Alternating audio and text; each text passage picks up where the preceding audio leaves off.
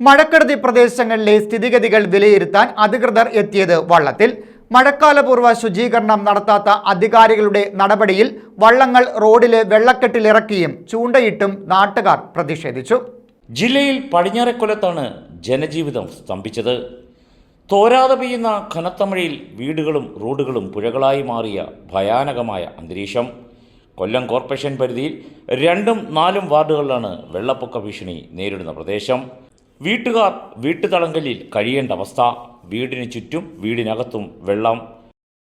അവസ്ഥ എന്തോ പിന്നെ വെള്ളം കയറിയ ഞങ്ങൾക്ക് ആഹാരം വയ്ക്കാൻ ഒക്കുന്നില്ല. കട്ടിലേ തന്നെ ഇരിക്കുക. പിന്നെ ഇങ്ങനെ വെള്ളത്തിനകത്തോട്ട് ഇറങ്ങാൻ ഒക്കത്തില്ല. പ്രായം ചെന്ന അമ്മയുണ്ട്. അമ്മയ്ക്ക് 85 വയസ്സുണ്ട്. എങ്ങോട്ടും കൊണ്ടുപോകാനും ഒക്കത്തില്ല. ഞാനും അമ്മയും മാത്രമേ ഉള്ളൂ. പിന്നെ ആഹാരം വെക്കാനൊന്നും ഒക്കുന്നില്ല. അല്ല അപ്പം ഞാൻ എന്തോ പറയാനാ, ഇങ്ങനെ കഷ്ടത്തിൽ കിടക്കുന്ന സാധനങ്ങളെല്ലാം വെള്ളത്തിനകത്ത് നനഞ്ഞ് ഊറ്റി വാരി അതെല്ലാം പിഴിഞ്ഞെടുത്തോണ്ടിരിക്കുക നിങ്ങൾ വരുമ്പോൾ. അല്ല എന്തോ ചെയ്യാനാ. ഇതിനു മുമ്പ് ഇങ്ങനെ വന്നിട്ടില്ല. നമ്മുടെ മിറ്റം വരെ വരും, അങ്ങിറങ്ങി പോകുമായിരുന്നു. ഇപ്പോഴാ ഇങ്ങനെ കയറാൻ തുടങ്ങിയത്.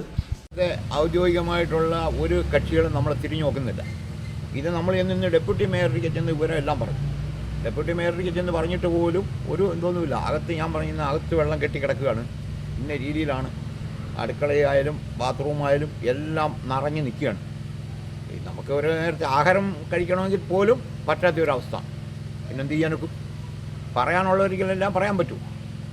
വെള്ളം കയറി ഇന്നലെ രാത്രിയിലുണ്ടായ മഴയിലാണ്. ഇതുവരെ കയറിയിട്ടില്ല ഇവിടെ. എനിക്ക് 73 വയസ്സുണ്ട്. ഇന്ന് വരെ ഇങ്ങനൊരു സംഭവം ഉണ്ടായിട്ടില്ല. ഇതാദ്യമായിട്ടാണ്.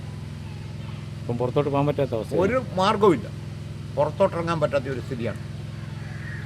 ഇടറോഡുകളെല്ലാം മഴവെള്ളം കവർന്നു. കുത്തിയൊലിച്ചെത്തുന്ന മഴവെള്ളപ്പാച്ചിലിൽ വീട്ടിലെ അടുക്കള കൃഷിയും പൂന്തോട്ടവുമെല്ലാം മഴ കവർന്നുകൊണ്ട് പോകുന്ന കാഴ്ച വീട്ടുകാർ നിറകണ്ണുകളോടെ നോക്കി നിൽക്കേണ്ട സ്ഥിതി. വീട്ടിനുള്ളിലെ കട്ടിലിലും കസേരകളിലും കയറി മഴവെള്ളത്തിൽ നിന്നും അഭയം തേടുന്ന വയോധികരായവർ. ഈ കാഴ്ചകൾ ദയനീയമാണ്. സാധാരണ കാലവർഷങ്ങളിൽ പോലും മഴവെള്ളം കെട്ടിനിൽക്കാതെ ഒഴുകിപ്പോകുന്ന പ്രദേശങ്ങളിലെല്ലാം മഴവെള്ളം കെട്ടിക്കിടക്കുകയാണ്. ഭയങ്കര മോശമാണ്. കാരണം ഇവിടെ വന്നിട്ട് ഇവിടുത്തെ ഓടയുടെ ക്ലീനിങ് ഒന്നും നേരെ ചെയ്തില്ല. അത് മാത്രമല്ല, ഇപ്പം വെള്ളം എല്ലാം കൂടെ കൂടിക്കഴിഞ്ഞപ്പോൾ അങ്ങോട്ട് പോകാനായിട്ടും പറ്റുന്നില്ല. അതേ കണക്കെ ഒരു കലങ്ങിൻ്റെ പണി നടക്കുന്നുണ്ട്.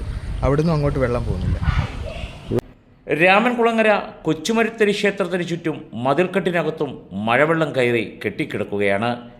വെള്ളം കയറി ഗ്രഹ ഉപകരണങ്ങളെല്ലാം നശിച്ചു. ആർത്തിരമ്പിയെത്തുന്ന മഴത്തുള്ളികൾക്ക് മുന്നിൽ ഒന്നും ചെയ്യാനാകാതെ നോക്കി നിൽക്കേണ്ട അവസ്ഥ. ഈ അവസ്ഥ ജില്ലയിലെ മിക്ക പ്രദേശങ്ങളിലും അനുഭവപ്പെടുകയാണ്.